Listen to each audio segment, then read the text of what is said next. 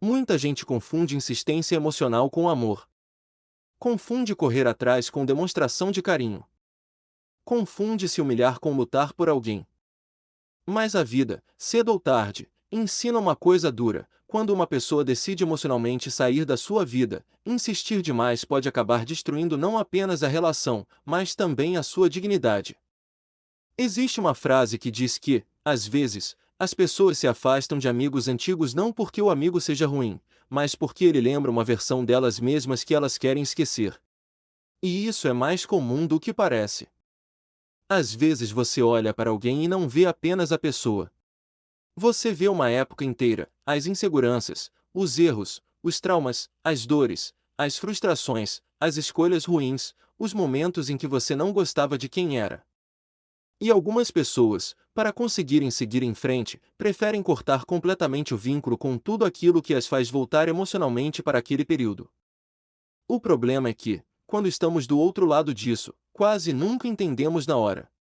A gente pensa, mas eu não fiz nada tão grave.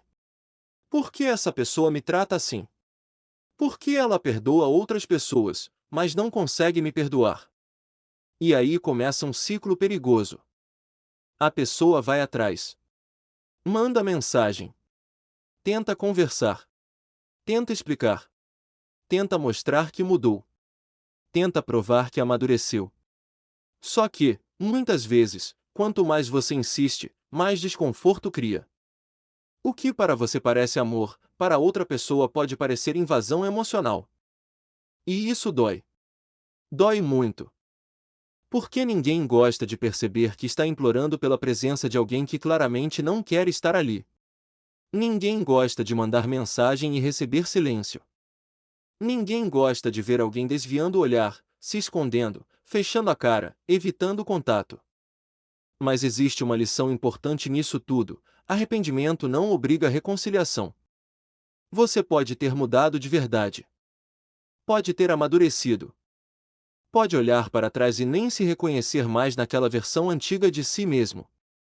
Mas ninguém é obrigado a reconstruir uma relação só porque você mudou. Essa talvez seja uma das maiores dores da vida adulta: entender que evolução pessoal não apaga automaticamente as consequências emocionais do passado. E é aí que entra uma reflexão importante sobre amor próprio. Porque quando uma pessoa não tem amor próprio suficiente, ela começa a aceitar migalhas emocionais. Começa a correr atrás de quem já deixou claro que não quer proximidade. Tolera humilhações. Aceita situações desequilibradas. Vive tentando provar valor para alguém que já decidiu não enxergar esse valor.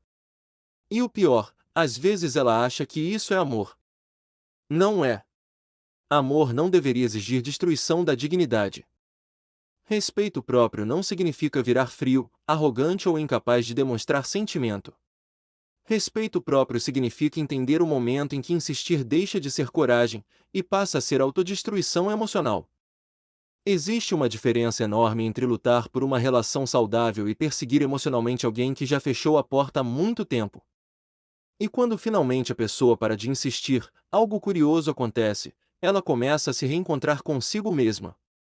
A dor não some imediatamente, mas o desespero começa a desaparecer. O mundo deixa de girar em torno da necessidade de aprovação daquela pessoa. E então vem uma maturidade que antes não existia: a capacidade de aceitar que nem toda história terá reconciliação. Algumas pessoas vão lembrar de você pelos seus antecedentes, não pela sua mudança. Vão enxergar em você a memória emocional do passado, não quem você se tornou hoje. Isso é injusto às vezes? Sim. Mas é humano.